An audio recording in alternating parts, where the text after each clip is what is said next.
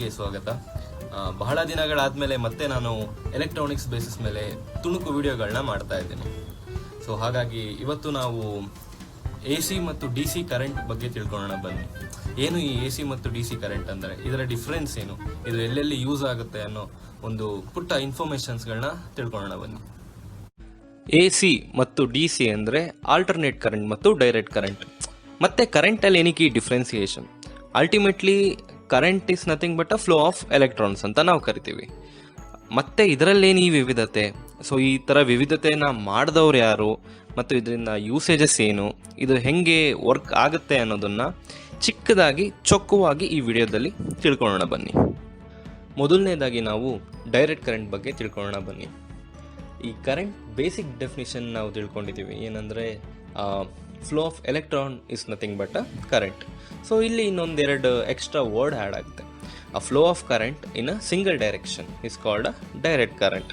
So ನಾವಿಲ್ಲಿ circuit ನೋಡಿದ್ರೆ ನಮಗೊಂದು ಬೇಸಿಕ್ ಐಡಿಯಾ ಸಿಗುತ್ತೆ. ಸೊ ಇಲ್ಲಿ ಒಂದು ಬ್ಯಾಟ್ರಿ ಇದೆ ವಿತ್ ಇಟ್ಸ್ ಪೊಲಾರಿಟಿ. ಸೊ ಇಲ್ಲಿ ನಾವು ಒಂದು ಪಾಸಿಟಿವ್ ಆ್ಯಂಡ್ ನೆಗೆಟಿವ್ ಟರ್ಮಿನಲ್ ಇದೆ, ಅದನ್ನು ನಾವು ಪೊಲಾರಿಟಿ ಅಂತ ಕೂಡ ಕರಿತೀವಿ.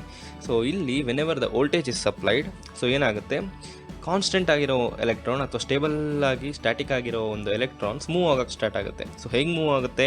ಅದು ಒಂದು ಡೈರೆಕ್ಷನಿಂದ ಇನ್ನೊಂದು ಡೈರೆಕ್ಷನ್ಗೆ, from negative to positive electron flow ಆಗೋಕ್ಕೆ ಸ್ಟಾರ್ಟ್ ಆಗುತ್ತೆ. ಅಗೇನ್ ಈ ಸರ್ಕ್ಯೂಟ್ ಸೆಂಟ್ರಲ್ಲಿ ನೀವೆಲ್ಲಾದರೂ ಒಂದು ಬಲ್ಬ್ ಇಟ್ಟರೆ ಅದು ಗ್ಲೋ ಆಗುತ್ತೆ. ವೈ? ಬಿಕಾಸ್ ನೀವು ಅಲ್ಲಿ ಆ್ಯಕ್ಚುಲಿ ಎಲೆಕ್ಟ್ರಾನ್ ಫ್ಲೋ ಆಗ್ತಾ ಇದೆ in a single direction. So ಇದನ್ನೇ ಗ್ರಾಫಿಕಲ್ ರೆಪ್ರೆಸೆಂಟೇಷನ್ ಮಾಡಿದ್ರೆ, ಸೊ ಪ್ರಪೋರ್ಷನಲ್ ಆಗಿ voltage and current will be increasing or elevating or it will be in a constant pace. And ಇದು single ಡೈರೆಕ್ಷನ್ನಲ್ಲಿ flow ಆಗೋದ್ರಿಂದ ಇದನ್ನು ನಾವು ಡೈರೆಕ್ಟ್ ಕರೆಂಟ್ ಅಂತ ಕರಿತೀವಿ. ಸೊ ಇದನ್ನು ಪ್ರಪೋಸ್ ಮಾಡಿದ್ದವರು ನಮ್ಮ ಥಾಮಸ್ ಆಲ್ವಾ ಎಡಿಸನ್ ಅವರು. ಈಗ ನಾವು ಆಲ್ಟರ್ನೇಟ್ ಕರೆಂಟ್ ಬಗ್ಗೆ ತಿಳ್ಕೊಳ್ಳೋಣ ಬನ್ನಿ. ಸೊ ಕಳೆದ ಸ್ಲೈಡಲ್ಲಿ ನಾವು ಡೈರೆಕ್ಟ್ ಕರೆಂಟ್ ಬಗ್ಗೆ ತಿಳ್ಕೊಂಡ್ವಿ. ಏನಪ್ಪ ಅಂದರೆ ಅದು electron flowing in a single direction. So ಅದಕ್ಕೆ ನಮಗೆ ಒಂದು ಪವರ್ ಸಪ್ಲೈ ಕೂಡ ಬೇಕಾಗುತ್ತೆ, which will enable the electrons to flow in a single direction. So power supply ಏನು ಮಾಡುತ್ತೆ, ಸ್ವಲ್ಪ ವೋಲ್ಟೇಜಸ್ ಕೊಡುತ್ತೆ. ಸೊ ಆ ವೋಲ್ಟೇಜಸ್ಸಿಂದ ಎಲೆಕ್ಟ್ರಾನ್ ಮೂವ್ ಆಗೋಕ್ಕೆ ಸ್ಟಾರ್ಟ್ ಆಗುತ್ತೆ. ಹೇಗೆ ಅಂದರೆ ಒಂದೇ ಡೈರೆಕ್ಷನಲ್ಲಿ ಮೂವ್ ಆಗ್ಲಿಕ್ಕೆ ಸ್ಟಾರ್ಟ್ ಆಗುತ್ತೆ. ಸೊ ಆಲ್ಟರ್ನೇಟ್ ಕರೆಂಟ್ ಇದಕ್ಕಿಂತ ಸ್ವಲ್ಪ ವಿಭಿನ್ನವಾಗಿದೆ. ನಿಮಗೆ ಈ ಆಲ್ಟರ್ನೇಟ್ ಕರೆಂಟ್ ಅನ್ನೋ ಈ ವರ್ಡಲ್ಲೇ ಒಂದು ಸುಳಿವಿದೆ. ಸೊ ಆಲ್ಟರ್ನೇಟ್, ಪರ್ಯಾಯ ಅಥವಾ ಒಂದಾದ್ರ ಮೇಲೆ ಒಂದು. ಸೊ ಈ ಕಂಡೀಷನಲ್ಲಿ ಎಲೆಕ್ಟ್ರಾನ್ ಏನು ಮಾಡುತ್ತೆ, ಒಂದು ಫೇಸಲ್ಲಿ ಪಾಸಿಟಿವ್ ಡೈರೆಕ್ಷನಲ್ಲಿ ಫ್ಲೋ ಆಗುತ್ತೆ, ಮತ್ತೊಂದು ಫೇಸಲ್ಲಿ ನೆಗೆಟಿವ್ ಡೈರೆಕ್ಷನಲ್ಲಿ ಫ್ಲೋ ಆಗುತ್ತೆ. So generally a flow of electron is nothing but a current. ಅದು ಯಾವ ಡೈರೆಕ್ಷನಲ್ಲಾದರೂ ಫ್ಲೋ ಆಗಲಿ, ಅಲ್ಟಿಮೇಟ್ಲಿ ಎಲೆಕ್ಟ್ರಾನ್ ಮೋಷನ್ ಆದಾಗ it is nothing but a current. So ಈ ಆಲ್ಟರ್ನೇಟ್ ಕರೆಂಟ್ ಅನ್ನೋ ಕಾನ್ಸೆಪ್ಟಲ್ಲಿ ನಿಮಗೆ ಪವರ್ ಸಪ್ಲೈ ಮಾಡಲಿಕ್ಕೆ ದೊಡ್ಡ ದೊಡ್ಡ ಬ್ಯಾಟ್ರಿಗಳು ಬೇಕಾಗಿಲ್ಲ, ಬದಲಾಗಿ ನಿಮಗೆ ಒಂದು ಮ್ಯಾಗ್ನೆಟಿಕ್ ಫೀಲ್ಡ್ ಇರೋ ಎನ್ವಿರಾನ್ಮೆಂಟ್ ಬೇಕು. ಸೊ ಯೂಶಲಿ ಎಲ್ಲ ಕಡೆ ಪವರ್ ಸಪ್ಲೈ ಆಗೋದೇ AC ಕರೆಂಟ್ ಥ್ರೂ. ಸೊ ಈ ಪವರ್ ಸಪ್ಲೈ ಮಾಡೋ ಯಾವುದೇ ಮ್ಯಾನುಫ್ಯಾಕ್ಚರರ್ ಇರಲಿ, ಸೊ ಅವ್ರಗಳ ಹತ್ರ ಈ ರೀತಿ ದೊಡ್ಡ ದೊಡ್ಡ ಮ್ಯಾಗ್ನೆಟ್ಸ್ಗಳಿರ್ತವೆ. ಅದನ್ನು ಅವರು ರೊಟೇಟ್ ಮಾಡೋ ಬೇಸಿಸ್ ಮೇಲೆ ಕರೆಂಟ್ ಜನ್ರೇಟ್ ಮಾಡ್ತಾರೆ. ಸೊ ಅದ್ರ ಬಗ್ಗೆ ಈಗ ತಿಳ್ಕೊಳ್ಳೋಣ ಬನ್ನಿ. ಸೊ ನಾವು ಈ ಡಯಾಗ್ರಾಮ್ ನೋಡಿದ್ರೆ ಒಂದು ಸಣ್ಣ ಸುಳಿವು ಸಿಗುತ್ತೆ. ಸೊ ಇಲ್ಲೇನಿದೆ ಅಂದರೆ ನಾವೊಂದು ಮ್ಯಾಗ್ನೆಟ್ ಇದೆ. ಸೊ ಇಲ್ಲಿ north pole and south pole ಇದೆ. ಇಲ್ಲೊಂದು ಕಂಡಕ್ಟರ್ ಇದೆ, ಅದರ ಜೊತೆಗೆ ಇಲ್ಲಿ ನಾವು ಸರ್ಕ್ಯೂಟ್ ಇದೆ, ಒಂದು ಬಲ್ಬ್ ಇದೆ. ಈಗ ಈ ಪರ್ಟಿಕ್ಯುಲರ್ ಮ್ಯಾಗ್ನೆಟಿಕ್ ರೊಟೇಷನ್ ಆದಾಗ ಏನಾಗುತ್ತೆ ಅಂದರೆ, ನಿಮ್ಮ ಎಲೆಕ್ಟ್ರಾನ್ ಏನಿದೆ ಅದು ಒಂದು ಡೈರೆಕ್ಷನಿಂದ ಇನ್ನೊಂದು ಡೈರೆಕ್ಷನ್ಗೆ ಫ್ಲೋ ಆಗ್ಲಿಕ್ಕೆ ಸ್ಟಾರ್ಟ್ ಆಗುತ್ತೆ. ಮತ್ತೆ ಇದೇ ಮ್ಯಾಗ್ನೆಟಿಕ್ ರೊಟೇಷನ್ ಸೆಂಟರ್ಗೆ ಬಂದು ನಿಂತರೆ ಅಥವಾ ಹಾರಿಸಾಂಟಲ್ ಆಗಿ ನಿಂತರೆ ನಿಮ್ಮ ಫ್ಲೋ ಆಫ್ ಎಲೆಕ್ಟ್ರಾನ್ ಕಾನ್ಸ್ಟೆಂಟಾಗಿ ನಿಂತೋಗುತ್ತೆ, ಲೈಕ್ ಸ್ಟ್ಯಾಟಿಕ್ ಆಗೋಗುತ್ತೆ. ಮತ್ತೆ ಇದು ರೊಟೇಷನ್ ಆದಾಗ ಮತ್ತೆ ಅಗೇನ್ ವರ್ಟಿಕಲ್ ಆದಾಗ ನಿಮ್ಮ south and north pole invert ಆಗಿರುತ್ತೆ. ಸೊ ಆ ಸಮಯದಲ್ಲಿ ಮತ್ತೆ ನಿಮ್ಮ ಎಲೆಕ್ಟ್ರಾನ್ ನೆಗೆಟಿವ್ ಡೈರೆಕ್ಷನ್ನಲ್ಲಿ ಫ್ಲೋ ಆಗುತ್ತೆ. ಸೊ ಈ ರೀತಿ ರೊಟೇಷನ್ ಆದಾಗ ನಿಮ್ಮ ಎಲೆಕ್ಟ್ರಾನ್ ಏನಾಗುತ್ತೆ, ಒಂದು ಪಾಸಿಟಿವ್ ಡೈರೆಕ್ಷನಲ್ಲಿ ಫ್ಲೋ ಆಗುತ್ತೆ, ಮತ್ತು ಸ್ವಲ್ಪ ಸಮಯದಲ್ಲಿ ನಿಲ್ಲುತ್ತೆ, ಮತ್ತು ನೆಗೆಟಿವ್ ಡೈರೆಕ್ಷನಲ್ಲಿ ಫ್ಲೋ ಆಗುತ್ತೆ. ಸೊ ಈ ರೀತಿ ಇದು ಬೈ ಡೈರೆಕ್ಷನಲ್ಲಿ ಫ್ಲೋ ಆಗುತ್ತೆ. ಸೊ ಇದನ್ನೇ ನಾವು ಆಲ್ಟರ್ನೇಟ್ ಕರೆಂಟ್ ಅಂತ ಕರಿತೀವಿ.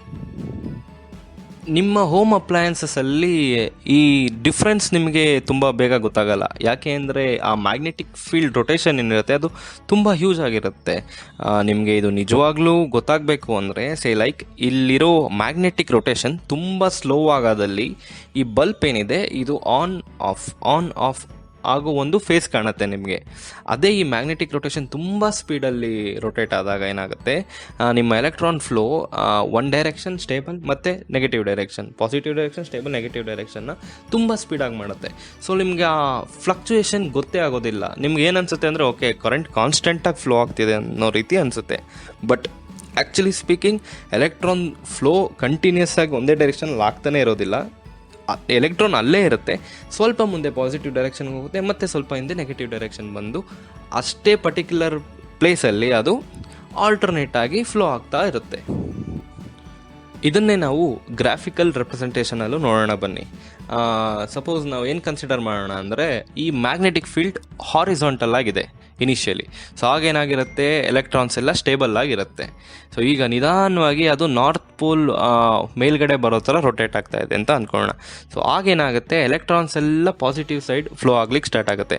ಸೊ ಅವಾಗ ಅದು ಒಂದು ಪೀಕ್ ತನಕ ಬರುತ್ತೆ. ಎಲ್ಲಿ ತನಕ ಅಂದರೆ ನಿಮ್ಮ ಈ ಪರ್ಟಿಕ್ಯುಲರ್ ಮ್ಯಾಗ್ನೆಟ್ ಏನಿದೆ ಅದು ವರ್ಟಿಕಲ್ ಆಗೋ ತನಕ. ಸೊ ಆಮೇಲೆ ಮತ್ತೆ ನಿಮ್ಮ ಮ್ಯಾಗ್ನೆಟಿಕ್ ಫೀಲ್ಡ್ ರೊಟೇಟ್ ಆಗ್ತಾ ಬರುತ್ತೆ, ಮತ್ತೆ ಇಲ್ಲಿಗೆ ಹಾರಿಸಾಂಟಲ್ ಆಗೋ ತನಕ. ಸೊ ಆಗೇನಾಗುತ್ತೆ, ನಿಮ್ಮ ಎಲೆಕ್ಟ್ರಾನ್ ಫ್ಲೋ ಡಿಪ್ರಿಕೇಟ್ ಆಗ್ತಾ ಬರುತ್ತೆ. ಒಂದು ಪರ್ಟಿಕ್ಯುಲರ್ ಪಾಯಿಂಟ್ ಮತ್ತೆ ಝೀರೋ ಕೂತ್ಕೊಳ್ಳುತ್ತೆ. ಮತ್ತೆ ನಿಮ್ಮ ಮ್ಯಾಗ್ನೆಟ್ ರೊಟೇಟ್ ಆಗ್ತಾ ಬಂದಂಗೆ ಅದು ನೆಗೆಟಿವ್ ಡೈರೆಕ್ಷನಲ್ಲಿ ಫ್ಲೋ ಆಗ್ಲಿಕ್ಕೆ ಸ್ಟಾರ್ಟ್ ಆಗುತ್ತೆ. So that it's nothing but your lower peak. Again ಮತ್ತೆ ಅದು ಸ್ಟೇಬಲ್ ಆಗೋ ಫೇಸಿಗೆ ಬರುತ್ತೆ. ಅಗೇನ್ ವಾಪಸ್ ಬಂದು ನಿಮ್ಮ ಸ್ಟೇಬಲ್ ಕಂಡೀಷನಿಗೆ ನಿಂತ್ಕೊಳ್ಳುತ್ತೆ. ಸೊ ಈ ಎವ್ರಿ 90 ಡಿಗ್ರಿ ರೊಟೇಷನ್ ಏನಿದೆ, ಸೊ ಆ 90 ಡಿಗ್ರಿ ರೊಟೇಷನ್ಗೆ ಈ ಎವ್ರಿ ಪಾಯಿಂಟ್ಸ್ ಬರುತ್ತೆ. ಸೊ ಫಸ್ಟ್ ಸ್ಟೇಬಲ್ ಪಾಯಿಂಟ್, ಆಮೇಲೆ ಪಾಸಿಟಿವ್ ಪೀಕ್, ಆಮೇಲೆ ಮತ್ತೆ ಸ್ಟೇಬಲ್, ನೆಗೆಟಿವ್ ಪೀಕ್, ಮತ್ತು again to the stable condition. So ಈ ಎಂಟೈರ್ ಸ್ಪ್ಯಾನ್ ಏನಿದೆ ಇದನ್ನು ನಾವು ಫ್ರೀಕ್ವೆನ್ಸಿ ಅಂತ ಕರಿತೀವಿ, ಆರ್ ಅ ಪೀರಿಯಡ್ ಅಂತ ಕರಿತೀವಿ. ಸೊ ಯೂಶಲಿ ಈ ಪವರ್ ಸಪ್ಲೈ ಮಾಡೋದೇನಿರುತ್ತೆ, ಸೊ ಅಲ್ಲಿ 60 ಹರ್ಟ್ಜ್ ಫ್ರೀಕ್ವೆನ್ಸಿ ಇರುತ್ತೆ, which is nothing but 60 life cycle in 1 second. So ಇದು ಒಂದೇ ಸೆಕೆಂಡ್ಗೆ 60 ಸರಿ ಇದೇ ಪ್ರೋಸೆಸ್ ಆಗೋದ್ರಿಂದ ನಮಗೆ ಆ ಕರೆಂಟ್ ಫ್ಲಕ್ಚುಯೇಷನ್ನೇ ಗೊತ್ತಾಗೋದಿಲ್ಲ. ಅದು ಯಾವಾಗ ಸ್ಟೇಬಲಾಗಿ ಬಂತು, ಅದು ಯಾವಾಗ ಮತ್ತೆ ವಾಪಸ್ ನೆಗೆಟಿವ್ ಪೀಕ್ ಪಾಸಿಟಿವ್ ಪೀಕ್ ಹೋಯ್ತು ಅನ್ನೋದೇ ಗೊತ್ತಾಗಲ್ಲ. ನಮಗೆ ಇದು ಓಕೆ ಕಾನ್ಸ್ಟೆಂಟ್ ಫ್ಲೋ ಅಲ್ಲಿದೆ ಅಂತಲೇ ಅನಿಸುತ್ತೆ. But it is actually processing in an alternate way. ಈಗ ನಾವು ಇದರದ ಒಂದು ಸ್ಮಾಲ್ ಅಡ್ವಾಂಟೇಜಸ್ಗಳನ್ನ ತಿಳ್ಕೊಂಡು ಬನ್ನಿ ಎ ಸಿ ಕರೆಂಟ್ದು over D C current. So ಮೊದಲನೇದಾಗಿ ನಾನು ಹೇಳ್ದಂಗೆ it is easier to generate compare to D C. So ನಿಮಗೆ ಎಕ್ಸ್ಪೆನ್ಸಿವ್ ಪವರ್ ಸಪ್ಲೈಸ್ ಬೇಕಾಗೋದಿಲ್ಲ. ಸೊ ಎರಡನೇದಾಗಿ it is cheaper to generate compare to D C. ನಿಮಗೆ huge power supply for D C ಅಂತ ಅಂದಾಗ ನಿಮಗೆ ತುಂಬ ಎಕ್ಸ್ಪೆನ್ಸಿವ್ ಆಗುತ್ತೆ. ಬಟ್ ಎ ಸಿ ಕಂಡೀಷನಲ್ಲಿ ಹಾಗಲ್ಲ. ನಿಮಗೆ ಡೈರೆಕ್ಟಾಗಿ ನಿಮ್ಮ ಮ್ಯಾಗ್ನೆಟಿಕ್ ಫೀಲ್ಡ್ ಬೇಸಿಸ್ ಮೇಲೆ ನೀವು ಯಾವ ರೀತಿ ಬೇಕಾದರೂ ಜನ್ರೇಷನ್ ಮಾಡ್ಕೊಬೋದು. ಅಗೇನ್ ಈ ಥರ್ಡ್ ಪಾಯಿಂಟ್ ಏನಿದೆ ಅದು ಫಸ್ಟ್ ಆ್ಯಂಡ್ ಸೆಕೆಂಡ್ ಪಾಯಿಂಟ್ ಇಂದ ಡಿರೈವ್ ಆಗಿರೋದು. ಸೊ ನಿಮಗೆ ಯಾವುದೇ ಒಂದು ಜನ್ರೇಷನ್ ಈಸಿ ಮತ್ತು ಚೀಪರ್ ಆದಾಗ ಆಬ್ವಿಯಸ್ಲಿ ಅದು ಹೈ ಎಫಿಷಿಯನ್ಸಿ ಆಗಿರುತ್ತೆ. ಸೊ ನಾಲ್ಕನೇದಾಗಿ ಪವರ್ ಲಾಸ್. ಸೊ ನೀವು ಡೈರೆಕ್ಟ್ ಕರೆಂಟಲ್ಲಿ ನೀವೇನಾದರೂ ಟ್ರಾನ್ಸ್ಮಿಟ್ ಮಾಡೋಕ್ಕೆ ಸ್ಟಾರ್ಟ್ ಮಾಡಿದಾಗ ನಿಮಗೆ ಹ್ಯೂಜ್ ಪವರ್ ಲಾಸ್ ಆಗುತ್ತೆ. ಯಾಕೆಂದರೆ ಒಂದು ಎಲೆಕ್ಟ್ರಾನ್ ತುಂಬ ಲಾಂಗ್ ಡಿಸ್ಟೆನ್ಸ್ಗೆ ಮೂವ್ ಮಾಡಬೇಕಾಗಿರುತ್ತೆ. ಬಟ್ ಅದೇ ಆಲ್ಟರ್ನೇಟ್ ಕರೆಂಟಲ್ಲಿ ಆ ರೀತಿ ಆಗೋದಿಲ್ಲ. ಯಾಕೆಂದರೆ ಅದು ತುಂಬ ಮೈನ್ಯೂಟ್ ಡಿಸ್ಟೆನ್ಸ್ನ ಕವರ್ ಮಾಡುತ್ತೆ. It will go front and it will come back. So ಈ ರೀತಿಯಾಗಿ ಅದು ತನ್ನ ಪ್ರೋಸೆಸ್ ಮಾಡೋದರಿಂದ ನಿಮಗೆ ಪವರ್ ಲಾಸ್ ತುಂಬ ನೆಗ್ಲಿಜಿಬಲ್ ಆಗುತ್ತೆ. It will not cover a huge distance. ತುಂಬ ಡಿಸ್ಟೆನ್ಸ್ ಕವರ್ ಮಾಡೋದಿಲ್ಲ, ಬದಲಾಗಿ ಸ್ವಲ್ಪ ಡಿಸ್ಟೆನ್ಸನ್ನೇ ಅದು ತುಂಬ ಸರಿ ಕವರ್ ಮಾಡುತ್ತೆ. ಸೊ ಆ ರೀತಿಯಾಗಿ ಅದು ಜನ್ರೇಟ್ ಮಾಡೋದರಿಂದ ನಿಮಗೆ ತುಂಬ ನೆಗ್ಲಿಜಿಬಲ್ ಪವರ್ ಲಾಸ್ ಆಗುತ್ತೆ in case of alternate current. ಈ ವಿಡಿಯೋಯಿಂದ ನಿಮಗೆ ಬೇಕಾದ ಇನ್ಫಾರ್ಮೇಷನ್ ಸಿಕ್ಕಿದ್ದಲ್ಲಿ ದಯವಿಟ್ಟು ಲೈಕ್ ಮಾಡಿ, ಸಬ್ಸ್ಕ್ರೈಬ್ ಮಾಡಿ. ಅಥವಾ ನಿಮಗೆ ಯಾವುದಾದ್ರೂ ಒಂದು ಇನ್ಫಾರ್ಮೇಷನ್ ಬಗ್ಗೆ ಇನ್ನೂ ಕೆಲವು ಮಾಹಿತಿ ಬೇಕು ಅಂದರೆ ಅದನ್ನು ಕಮೆಂಟ್ ಸೆಕ್ಷನಲ್ಲಿ ಹಾಕಿ. ಅಥವಾ ಇನ್ಯಾವುದಾದ್ರೂ ಟಾಪಿಕ್ ಬಗ್ಗೆ ಒಂದು ತುಣುಕು ವಿಡಿಯೋ ಬೇಕಾದಲ್ಲಿ ಅದನ್ನು ಕೂಡ ಕಮೆಂಟ್ ಸೆಕ್ಷನಲ್ಲಿ ಮೆನ್ಷನ್ ಮಾಡಿ. ಧನ್ಯವಾದಗಳು.